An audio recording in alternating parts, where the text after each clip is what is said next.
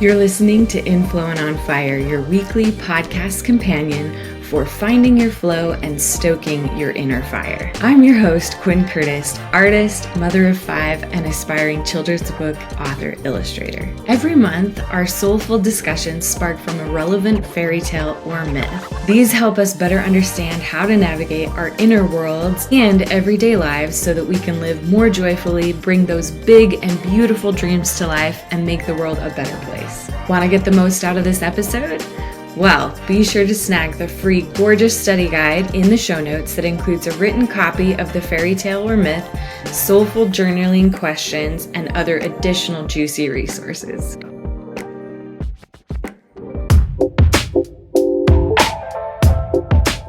Today's podcast is for you if you could use more permission to choose what's just right for you, you're interested in women's issues, or you want more insight into how to find what's just right for you and actually show up for it. Today, my special guest is Rebecca Simmons, who is one of my lifelong friends ever since our middle school days of ridiculous sleepovers and passing notes in school until now when we're both moms and have been on very different life journeys up until this point. Rebecca has always been one of my ride or die friends. I love her dearly now and have the utmost respect for her and am honored to have her on the show. We have a really great discussion about how to manage the pressures for how to choose what's just right for us. Starts with believing we can know and choose what's just right for our own bodies. Rebecca Simmons, PhD, MPH, is a research assistant professor at the University of Utah in the Department of Obstetrics and Gynecology. Dr. Simmons directs the evaluation for the statewide contraceptive initiative Family Planning Elevated and works on other implementation research, including her Salt Lake. Her research interests and expertise include fertility awareness-based methods, comprehensive contraceptive access, health technology, and implementation science. This episode is part of our Goldilocks and the Three Bears fairy tale series, where we're diving deep into issues around the power of choice and finding what's just right for us. Be sure to stay to the end, where I'll be sharing this week's Inflow and On Fire Bride idea, which will help you integrate all this goodness into your everyday life. Hi, Rebecca. Thank you so much for joining me today. I'm so excited to be talking to you about this story. And I should just give everybody a little bit of background that you were such an inspiration and a support to me in even just developing my own spinoff of this story. And so I feel like we're just getting to share publicly some of the many conversations you and I have had about this story and the concepts privately. So this is just a real honor to have you here today, Rebecca. Thank you. Oh, thanks so much for having me. Like always, I love getting to talk with you about all of these stories and issues. So fun. Well, good. Well, let's dive in. Like, I know that both of us, if I remember right, you didn't love this story either in childhood, right? No. And I think I was telling you that for whatever reason, I have a 2-year-old and it has captivated him. And now I end up telling this story daily. And so I am in a phase of my life where I'm telling the story of Goldilocks multiple times a day to a small child. So I have lots of time to reflect on, like, how did I get here and this particular narrative. So yeah, it's a good time to talk about this.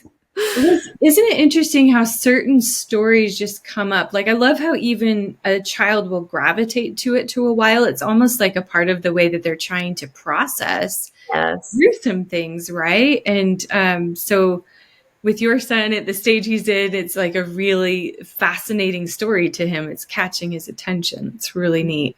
Yeah, I think that he's very drawn to this idea of the lack of boundaries. Like he's very fascinated by the fact that she went into somebody else's house. That's very interesting to him. And he's also very, he turns away and closes his eyes when she has the confrontation with the bear, which is just so cute. But that's the intense moment when somebody sees what you've done, right? And those are the two drama moments in this story for him that he's really glomming onto right now. And I loved what you were telling me, what you added to the story. Are you up for sharing that and maybe why?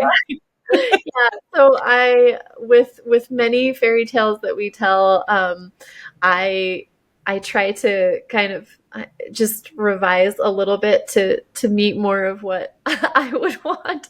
So, for example, in Goldilocks, she tells the bears that she's sorry, in for breaking into their house. So that's a part that is just my own little addition to this, so that my 2-year-old can understand that, yeah, we don't break into people's houses. I love that. Just given how literally they tend to take things. Yeah, well, you were saying he was so upset by the idea of what she had done too, and so to kind of say, well, she says she's sorry, like she recognizes she We did something, learned a lesson, yeah. learned the lesson and moved on.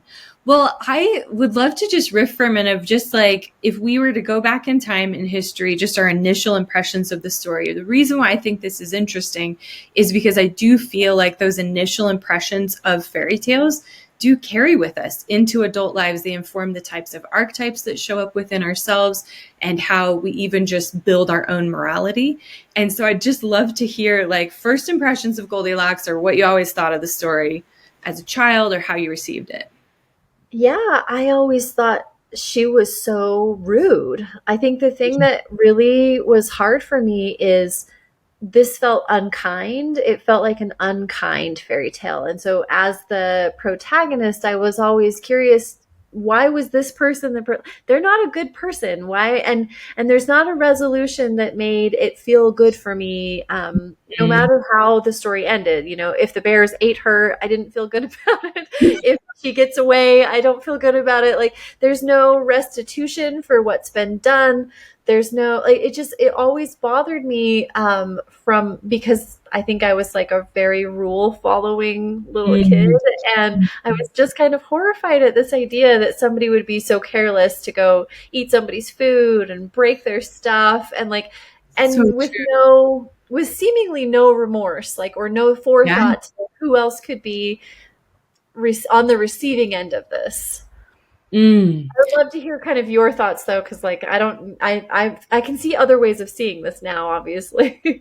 Well, yeah, I think that I experienced it in a really both extremes way. Like I totally saw it that way too, and I was like, what an entitled little brat. Like, and I mean, growing up brunette, as you also did as well, largely, like there was a little bit of this blonde jealousy of mine that showed up at that age, where I was like, of course, because she's blonde, she gets away with it, was kind of the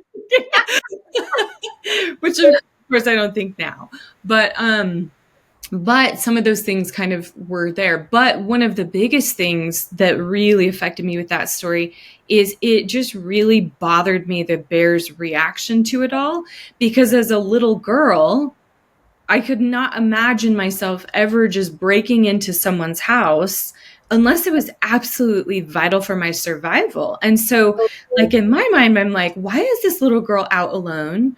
Why is this her only choice? She's starving. She's going in and stealing food because she's starving. And then she's like trying to sit and rest and like, just like give her some space, bears, like give her a break. She's probably running away from a dangerous situation, or she's not being taken care of. And then they're just kicking her out without asking questions and understanding why she was doing what she was doing. So I think some of the themes that really stuck with me, I didn't really realize it until about a year ago or so, was just this fear of, if I go out and follow my heart, and like maybe even make a brave choice and try to do something that's right for me, who is it going to impose on? How is it going to hurt somebody else? And even just this fear of like wasting or breaking things in the journey of trying to figure out what I like and what I want. So I don't know if any of that resonates or what comes up for you, but Yeah.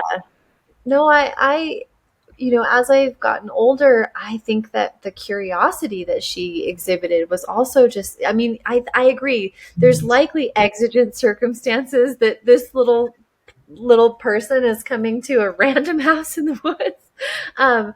And also I was all to be very, I don't know, like detective as a small child. It always bothered me that one of the porridges was cold and one of them was hot and yeah, one of that them was doesn't add just up. Yeah. how does that how is it still hot if the other, anyway, but now as a parent, I have to say, if we're picking whose bowls were hot and whose were cold, there's clearly like the mom's bowl is the stone cold bowl, right? Like that's the Yeah, one. last thing to eat. Yeah. Anyway, but I think that the curiosity is something that strikes me now. This idea or innocence, right? There's like an innocence to something being available to you and needing it maybe, or being curious about it and just kind of going for it without any real, like, it's a naivety, this under like misunderstanding of what the potential consequences could be. There's something very innocent about just going in and being like, well, I need this and I'm going to take it. And also I want to sit on this chair and this one's what I want, and making these choices that are right for you without really thinking about like there's going to be a backlash, there's going to be problems. The idea that that you could go into a house and not think that somebody's going to be mad about it and eat their food Yeah. is just like such a stunning kind of innocence as well, that I think that's also kind of striking at this point in my life. Like, there's something very sweet about that. Very, very young, I think. Very youthful and trusting about the world and what the world has to offer you. Even like a sense of equanimity of like, what's mine is Yeah. yours, what's yours is mine. Yeah. Yeah. This house is probably my house because it has the things that I need, and I need this, so like, why not? That's kind of Oh, I love that.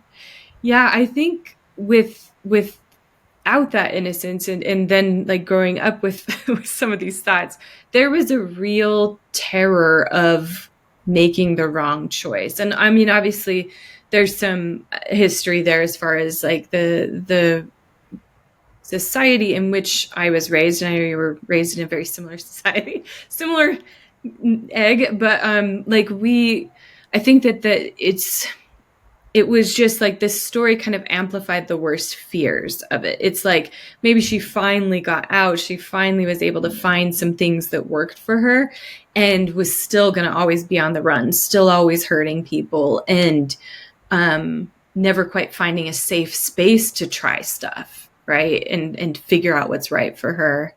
well, and the idea that somebody who has needs is and preferences is seen as selfish is also something that I think was very ingrained in, coming up in a religious culture where there's a reason that mom's dinner is cold, right? Like Yeah.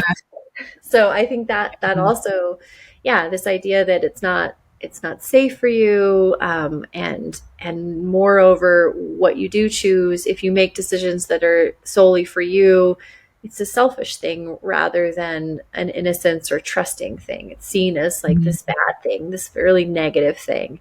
And I think unfairly, if somebody's just trying to figure out what works for them or what they need.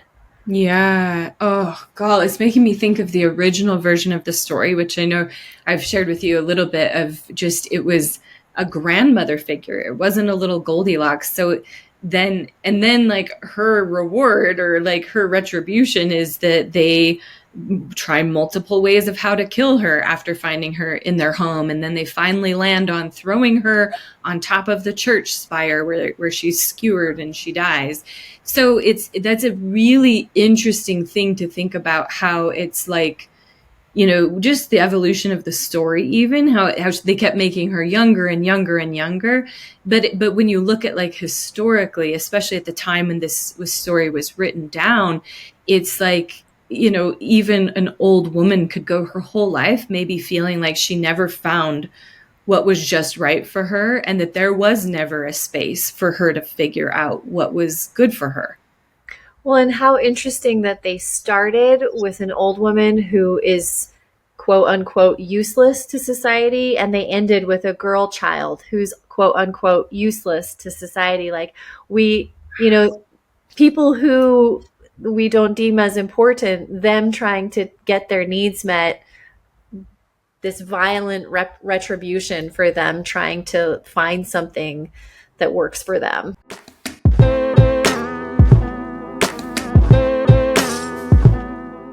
I just have chills all over with that last comment. Yes. Oh my gosh.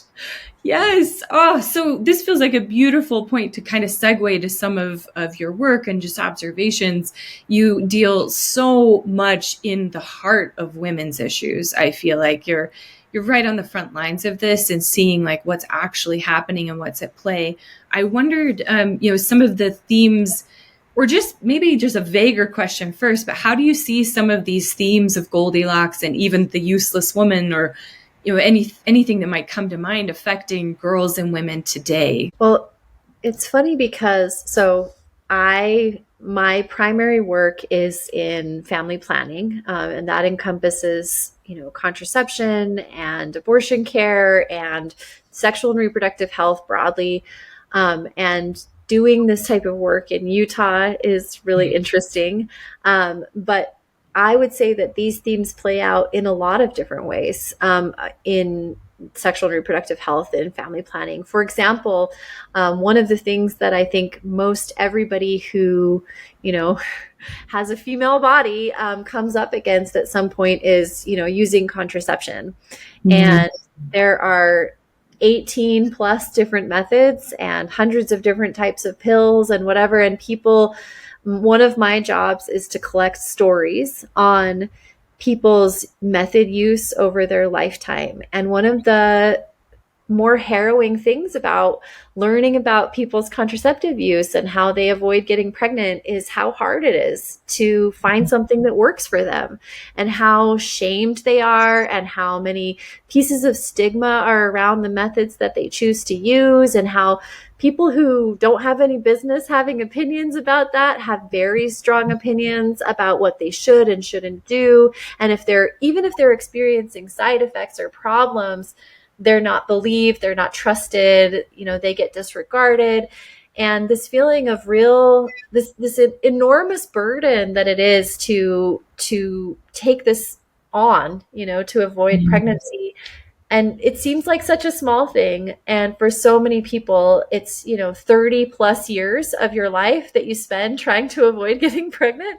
And it's an ongoing struggle. And so a lot of people try to find the thing that works just right for them. And I see that also in people's relationships and in the sex that they're wanting to have, or in the family that they're trying to create. Everybody is trying to figure out the right thing for them. And because women's bodies are so policed, because people have such strong opinions, there's always pushback against basically all of these choices. And I think the universal truth is that there is no one right method. There is no one right answer. There is no one right anything. And that makes it really hard for people to be in this life, because a lot of times they feel like they're alone in their choices. So I think this speaks to that myth really strongly, where this person, she is alone. She is making these choices all by herself and feeling like she maybe has a little bit of freedom to figure out what she wants. And then there's the reaction, right? There's the retribution. Gosh, I wonder if you could speak to, just for if anyone in our audience isn't as well versed, or they haven't necessarily heard just even what the socioeconomic implications of this struggle of choice, like what that actually is. I think there are a lot of people who might hear just like the struggle to not be pregnant and be like, what? Why would anyone struggle against that? Or why would that be a struggle, right? So I wonder if you could maybe just color, like, what is it like out there as far as like the broad range of spectrum, and even maybe the majority of women who are struggling with this? Like, what are the real costs to this gamble and this constant choice? Well, so if you take an example, let's pretend that you're a person who gets your period at 14, right? And you're able to get pregnant, and that's way later than most kids these days are getting their periods. So you're able to get pregnant. Yeah, you're able to get pregnant 11, 12, something like this, right? That's when you start needing to think about periods, menstruation, all of these things, and you're also able to get pregnant. And then most kids start some sort of sexual activity sometime in their teens, usually their late teens. But navigating that as an adolescent with a society that's very, very scared of adolescent sex, it means things like you are reliant on your boyfriend to bring condoms and wear condoms and like what that means. And then you have the need for emergency contraception. And let's say that you need that. A lot of people, particularly in our state, don't think that it's legal to give emergency contraception to teens, even though it's totally approved for 12 and over. Most folks, pharmacists, some providers that we've come across. So you could go and people would say, oh, no, we're not going to give that to you. We're not going to counsel you. Right now, there are multiple laws in our country that are requiring parental consent in order for teens to access something, even if they're in a situation where their parents might be abusive or their parents might be the person that's putting them at risk for pregnancy. There's a lot of situations where teens have real troubles. And then you think about people's reproductive lives, and the average person in the United States has 2-ish kids, which means that you spend approximately, a year and a half to let's say 3 years if you're breastfeeding. 3 of those years, and maybe let's say you try a year to get pregnant with each pregnancy, and that's longer than the average. So you've got 5 years of your 30 years of life that you're actually trying to be pregnant. And most contraception for most people comes with different side effects, or different outcomes that might be hard. So example, like if you get an IUD, if you go on TikTok, and don't go on TikTok unless you really want to get inundated with this. But if you go on TikTok, and there are hundreds of thousands of people talking about how painful that process is and how hard that procedure was, and how they struggled with side effects from the IUD. And they are not necessarily a representative sample of what that's like for people, but they are a voice of how this has been historically underestimated and underappreciated by providers. And you could try to take a pill every day, and that can lead to things like hair loss or vaginal dryness or breast tenderness or mood swings or GI issues. And so the idea that you constantly have to figure this out, you constantly have to do something every day of your life until you can't get pregnant anymore, it's just a really heavy burden. And I think that most folks, unless you actually get them talking about this, most people haven't really reflected on this additional thing that they have to do. Not only that, every time you have a conversation with a new partner or you get into a new relationship, at some point, somebody says, okay, what are we going to do? And usually it's the woman or the female partner that's like, oh, I'll take this on. I'll take the thing that changes my hormonal profile. I'll take the thing that results in all these side effects. I'll do the things. I'll pay for the money. I'll go to the doctors every year. I'll do all these things. I'll pay the copay. I'll fight with my insurance. It's just an enormous burden that I don't think most folks are really thinking about when it comes to their everyday lives. But it's something that when you actually have people think about it, they're like, man, that doesn't feel right. That doesn't feel right. That doesn't feel right that this is a reality for us. Well, and then I know one of the things that you had brought up that really was opening my mind, just like speaking to the, safety issue of just, just the impact that a pregnancy has on a teenager, especially socioeconomically, it's horrific, right? It's like, at best, some emotional wounding and they can move on.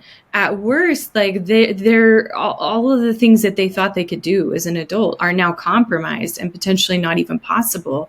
There's deep issues that I worry that we're missing by just brushing this off as like an easy issue of like, oh yeah, just don't have sex, or oh yeah, just don't get like. And unfortunately, I'm like listening to you listing off all of these things and like wishing we lived in a world where women's choices and bodies were respected and honored enough that we didn't need this as well. Anyways, lots of thoughts coming up. Anything for you?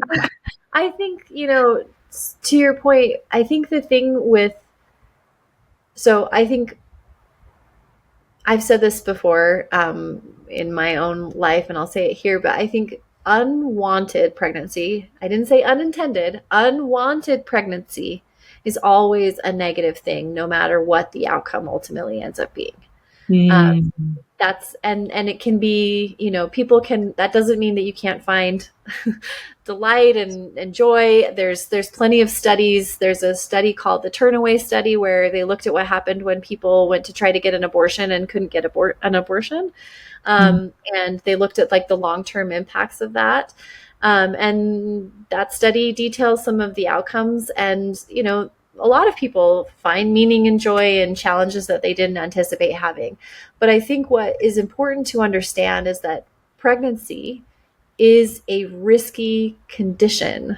It's normal, it's natural, and it's risky. It's much, much riskier than all of the other behaviors that, you could do, including taking contraception or getting an abortion. Like, pregnancy is a high risk condition, and a lot of circumstances can make it higher risk. So comorbidities, all of these other things. And one of the things that is hard for folks who have an unwanted pregnancy is those are usually people who are going to be less likely to take good care of themselves in a pregnancy because they don't want it, right? They don't want to do all of this additional things because it's not something that they want for their lives. So teens in particular, they can have great outcomes if that's what they want, or if they have a high support system. But I think the important thing is to note that it's a high risk situation for their outcomes, for their socioeconomic outcomes, for their life outcomes. It can turn out well, and it's a high risk outcome. And so I think, in thinking about this, what people do to avoid pregnancy, it's important to just understand that pregnancy itself, it's a high risk event, essentially. It's one of the highest risk things you can do as a healthy person. It's something that people choose to do versus something that happens to people. So for example, nobody wakes up and says, it'd be great today, I'm going to get cancer. But lots of people wake up today and say, today I want to have a baby. And that's, really great, but it's putting them into a different category of vulnerability and risk. And so we would always want to support people making that choice with the full level of support and decisional capacity that they can have, because of the importance of that decision. And what it brings to the risks to your health, to your relationships, to all of the things. I feel like I've talked a lot about that. Sorry. No, I love it. And it's just making me want to bring it back to, Goldilocks? one of the reasons why I felt really inspired and excited to have you come in and talk about this, and even to just myself learn a little bit more about some of these women's issues as well, is because I feel like this myth of Goldilocks really embodies the heart of the struggle, like you were mentioning earlier, as far as just how do we choose and what do we choose and how our choices affect others, and when we're imposing on others versus can we honestly just live our own lives. And I think these reproductive issues and just sexual health issues are at the forefront of the biggest choices that have the most consequences and or risks, as you're saying, and that this is like I wish more women, myself included, were more educated about it so that we could bring more compassion to the conversation and stand more locked arm in arm with each other as sisters of like, hey, this is a big deal. Like, even though like the rhetoric often in society, it feels like it minimizes it, or it feels like it's just like, oh, as normal as your period, and like, oh, don't even worry about it. And like I feel like there's not a lot of beautiful support and validation that I'm seeing. So I'm hoping, as you're listening, that I hope this conversation inspires that in you, and then also will help you look at some of the other choices in your life. And my hope with even having the Goldilocks month is that more and more women feel more inspired and empowered to find what is just right for them, even if that exploration process is messy and or potentially isn't what others around you are thrilled about, or even potentially might not be what they want, right? Yeah. I think that idea of finding what's right for you, really, I mean, it starts with the body. So I think that's kind of like, and then you know, you and I have talked about how it expands into so many other places, the creative work that we do, taking space for what really matters versus, you know, getting dragged down into the day to day. Like I just love this idea of, where does it start? It starts with our own bodies and being willing to make hard choices that are going to work for us, and then defend those when we get pushback from providers and people who, you know, think that they should have a say in what we do. And but it also expands into our other parts of our life. And one of the things that I find so inspiring about you is your real commitment to making space for needs of the soul as well. I think so, at like nourishment in all these different ways, and really taking some of that with us. Thank you. Thank you for that reflection. That's really so kind and validating. I think it's a struggle. I remember even just like a year ago when I was really choosing to go down this art path instead of my career path that I had been on, that was much more, I felt, socially acceptable and approved, and like even validating of like, I have worth as a woman because I am making money or I am providing for my family. And then to go to not that was really interesting, talking about a choice that potentially affects like my whole family.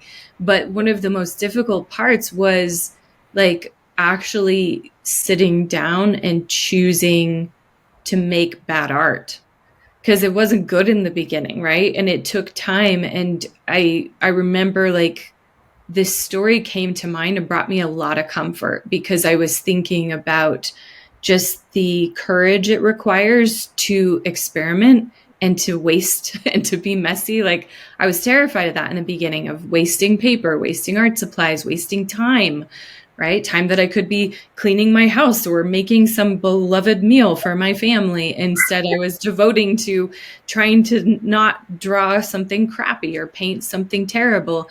And it was rough. It took so much courage. And I had to like really lean on this myth a lot of just say, you know what, it's a Goldilocks moment. I'm going to find the just right.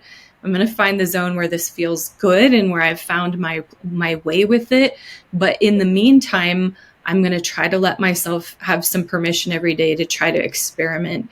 And it was shocking, the terror that came with that, and just the like how short the amount in a day I could let myself do it. Even like, it wasn't something like, I think I'm just, as an adult, we get very used to like living a very controlled life where like, this is the expectation. We show up for the expectation. We fulfill our requirement. We clock out, we head to bed, we do it again the next day, right? Clocking out, meaning even with our families and our kids, where it's like, I'm off duty, right? And then when we try to find, in potentially our midlife crisis moments like I was in last year, like if we try to find in those spaces like what actually feeds us, what actually is just right, not because society told us this was what was right for us, but because we actually feel its rightness in us. Oh my gosh, it's such a courageous journey. So I'm not like just giving props to myself and saying that by any means. I'm just saying, like,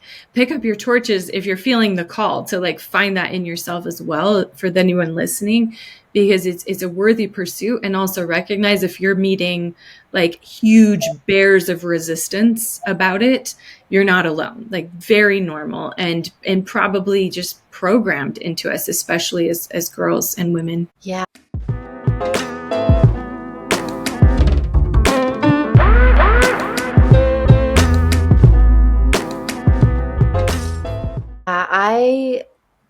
I, you know, I don't mean to just sound like I'm some sort of weird fangirl, but I have to say that watching this process in you, as you explore and find this, has just been so inspiring for me. I really love thinking and talking about figuring out how to feed these parts of myself. And it's been just really, really inspiring to try to figure out in my own self, okay, when I'm not parenting and I'm not in this role, and not even just leaving the dregs over. I think that's the thing about the Goldilocks myth. She took the whole house. She started in the front. She went to the kitchen. She went all the way upstairs. Like, she didn't relegate to part of the house. It was like, how do you say, no, this is an important part of me. I deserve to take up this space, this part of my creative life. And I've just loved, I get so much inspiration from our conversations that I then try to apply to my own life to say, no, I'm going to make some time for this. I'm going to take some space for this, because these are the fundamental pieces of myself that I need in order for my life to feel just right, to feel like my own rather than somebody else's life. Well, I think there was this story that terrified me that I'll like paraphrase briefly, but that just talked about this woman who lived this perfect, it might have even been a poem. If anybody knows the reference, please share it with me. But it was basically this woman who lived this very respectable life and did all the respectable right things. And then one day put on her very best hat and her very best dress and her most respectable outfit and hung herself. Right? It's like that.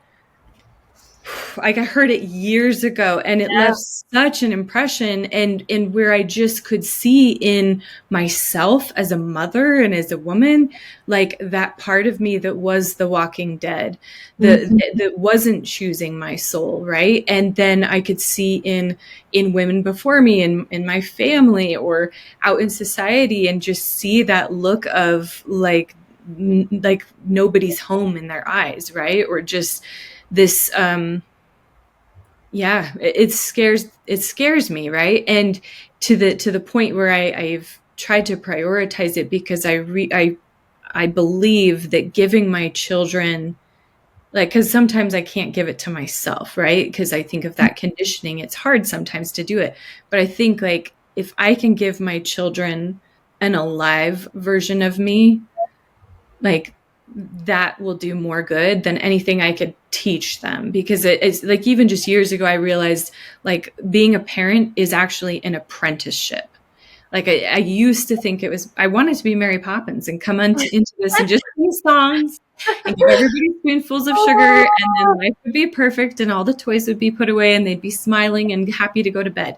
But then I realized, very quickly getting into it, it's not that at all. It's more of a shit show and like this. And so then it just became more and more apparent, like, why I would ask myself, why the hell does this even happen? How does this work? Why do we do this? Yes. Like, what could literally be the point? Because why is it biologically impossible for me to be an excellent mother? Like, why would we be biologically unable to sleep like we need sleep in the beginning, especially, and for the first however many years? Ridiculous, right? And then to be able to eat properly, take care of ourselves, like, you're just stretched to the max. So I just had to surrender and say, okay, this must be purely just apprenticeship, because I know that that's what I took away from the home that I was raised in, is like learning how to be an adult and learning things I didn't prefer and how I might want to shift and be an adult. And so I think, like, that Howard Thurman quote of like, don't ask what the world needs, ask, what the world needs is more people who are alive. It really resonates with me. And this choice that Goldilocks is potentially exploring, of this finding what's just right, finding the food that nourishes her, finding the safe space that she can rest and she can recharge. Like, these are tough. We have to like fight for it every day, but the costs are really, really high. Yeah. Yeah. And I think if you are, you know, I think your point about bears is something that I like. This idea of the bears in our lives, like the overbearing idea of Yes. people's, perceptions and values weighing on us, like big bears of, judgment or retribution. And I think it's interesting how the story has evolved to the bears now being these big judgment pieces rather than the, more violent, chuck you on a spire Yeah. sort of thing. Rough way to That, go. but that doesn't mean that it's, not harmful. It doesn't mean that overbearing judgment, that overbearing, like, what are you doing here, anger, lack of asking questions, lack of curiosity, that's not harmful to this little child who's just, like you said, just trying to survive. So I like this idea of, I'm curious. I know that you've kind of moved through the Goldilocks story in a bunch of different ways, in your own retelling of it, in your own way of kind of taking it back. As you think about these bears, I'd so be curious, like, how you feel we're dealing with, as mothers, but also like as creative souls, just with all of this, the ways that people can make it hard for us to be our authentic selves. I don't know if that makes any sense. Yeah, I think it's a great question. Like, thank you for asking, by the way, because it's really sparking some thoughts I haven't quite been able to put together yet, I think. But one of my big issues when I was looking at the retelling was, first of all, I wanted to make like Goldilocksing be a verb. So it'd be like, this is a good thing to Goldilocks, actually. Like, this is a natural thing to explore. It's a natural thing to try things. But like, I felt like even the original versions of the bears being domesticated, like, it really bothered me, like, that bears are symbolically like a sign of your wildness, of your intuition, of your instinctual nature. And to have that be domesticated into this, like, I don't know, into this perfect little life in a cottage where everything looks perfect, right? We've got everything, all our ducks are in a row, our chairs are in the right order, Right. and everything is there. It felt really wrong to me. And so in my reimagining of it, I just wondered, how could it be, that Goldilocks could find a safer space to explore? And I realized that the bears being domesticated was the biggest barrier to that, because her going into that kind of an environment, yeah, it's really impossible for her to feel like it's a safe space. And so I've seen this in both myself and the women that I've watched, including yourself, like, as we go and we try to reclaim these parts of ourselves, there is this going into the wild parts of ourselves, going into the wild areas of like what might be possible, that seems to be what then unlocks it. So in my reimagining of the story, the one that I wrote, it is Goldilocks and the Three Wild Bears, and how it's more a reconnecting with her instinctual nature and a safe wild space for her to experiment and to try things.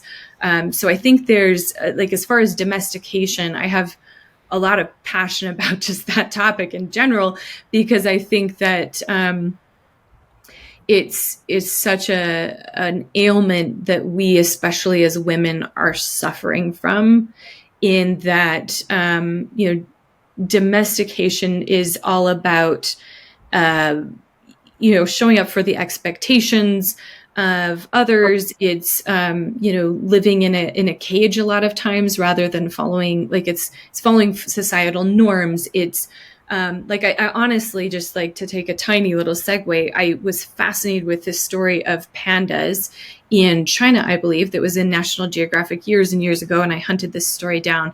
But they were talking about the difference between pandas that they could take out of domestication, basically like living in a zoo where they're fed and they're safe, quote unquote. They have their needs met, quote unquote, and then being able to try to rewild them and the struggle that had to happen. And some interesting points that I think relate back to your question in really fascinating ways is, first of all, I think the ways that we stay stuck and the why we don't do it is because we're getting fed and we're safe, quote unquote, and we're getting taken care of.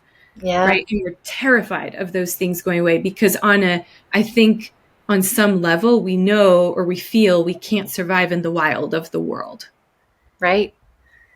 Right. And the things out there are unknown, right? There's so much unknown with, what happens. And I loved in your retelling the unknown, utilizing these bears as kind of a support system rather than, a scary thing or a fear-based thing. Like in the retelling of this and the reclaiming of this, I loved that the bears become kind of the guides to what it means to rewild yourself. And, she's not alone. She has these presences. And I like this idea of, looking into spaces that, might be frightening to find who those guides would be, like how to do this, and getting inspiration to help with your courage and navigation. I like that a lot.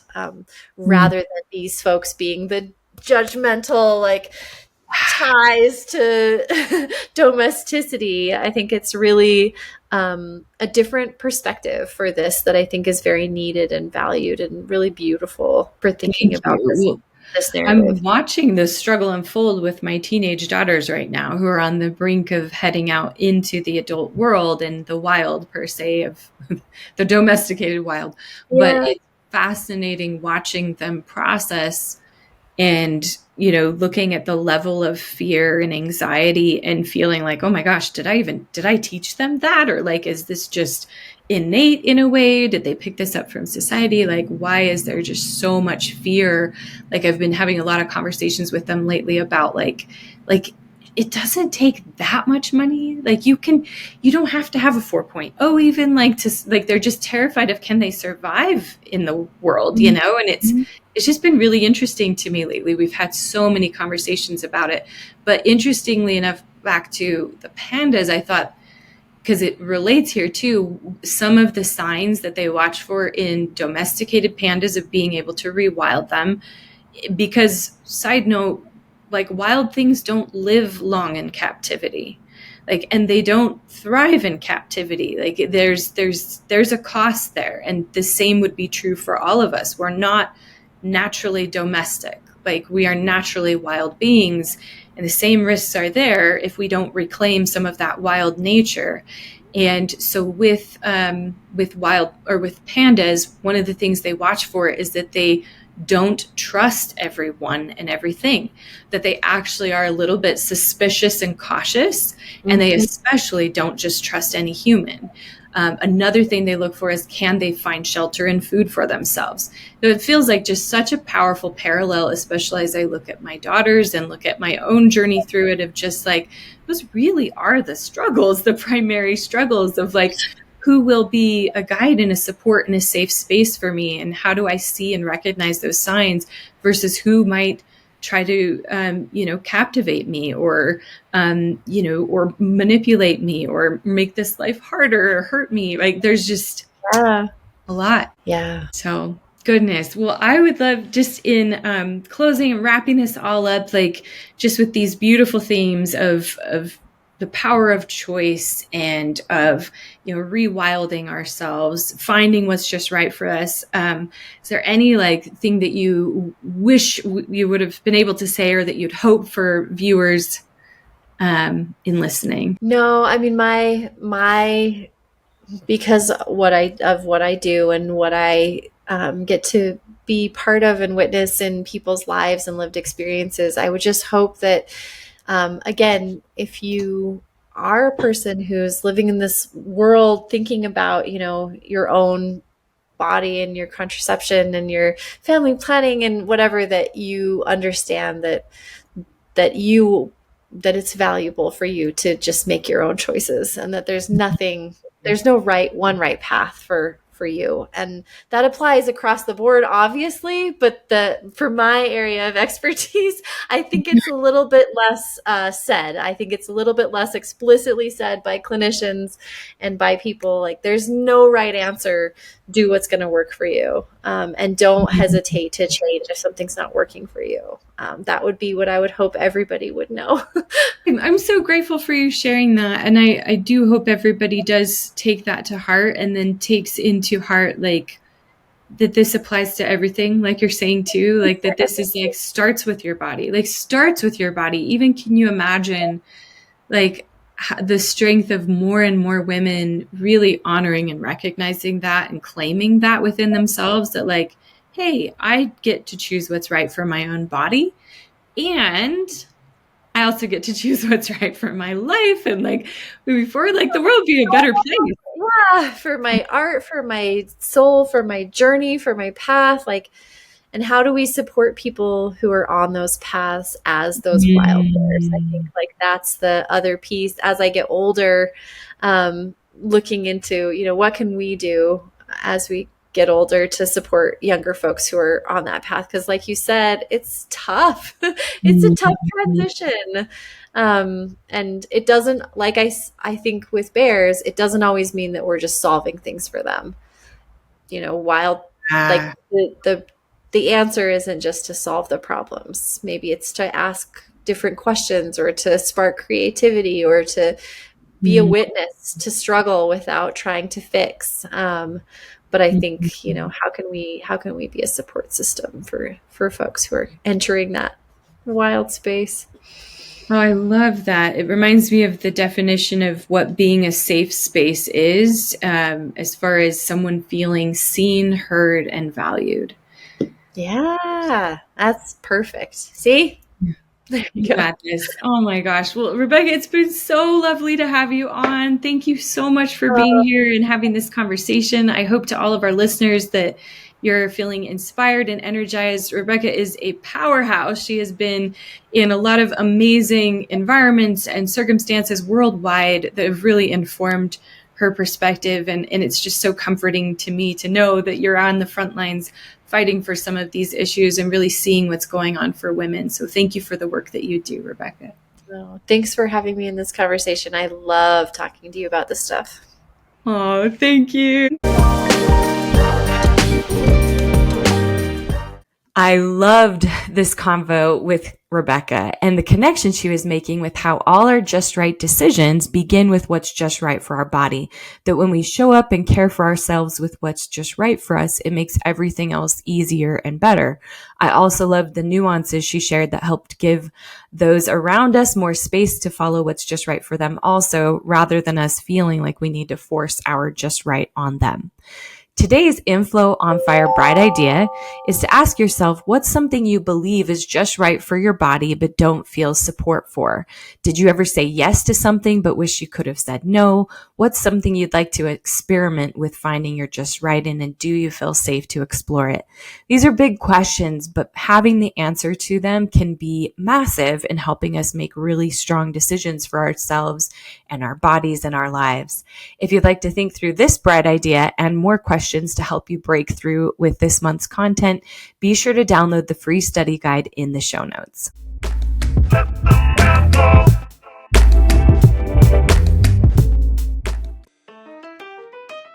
Inflow and On Fire is a weekly podcast to help you find your flow and stoke your inner fire so that you can live more joyfully, create those big and beautiful dreams, and make the world a better place. Living Inflow on Fire isn't a destination, it's a daily practice. We make this show every week to help support you in that practice with deep inspirational insights and real-world examples of other soulful people who are leaning into this journey also. To better support your inflow on fire practice, we send you each week's episode via email direct to your inbox so you never miss a beat. Go to quinncurtis.com/email to sign up and stay inspired. Also, when you sign up, you'll get access to my free Living in Flow and On Fire guide, a step-by-step path to find your flow and stoke your fire today. Sign up at quinncurtis.com/email to amp up your inflow and on fire lifestyle with me now. This has been another episode of Inflow and On Fire, a weekly podcast cheering you on to follow your heart and come more alive.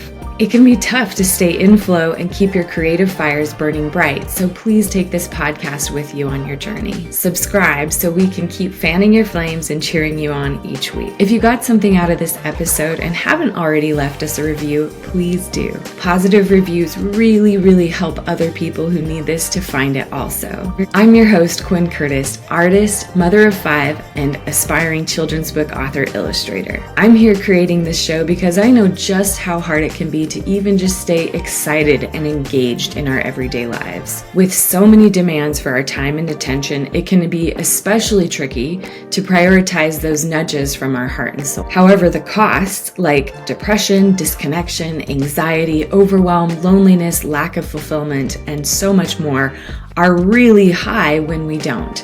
So every week I gather soulful stories, inspiring ideas, and incredible people to help us stay connected to our inner compass and remember what's most important. Ultimately, I created this show because I need those regular reminders too, but my hope is it can also inspire and help you to keep going and bring more of your magic that's inside of you out into the world. We need it.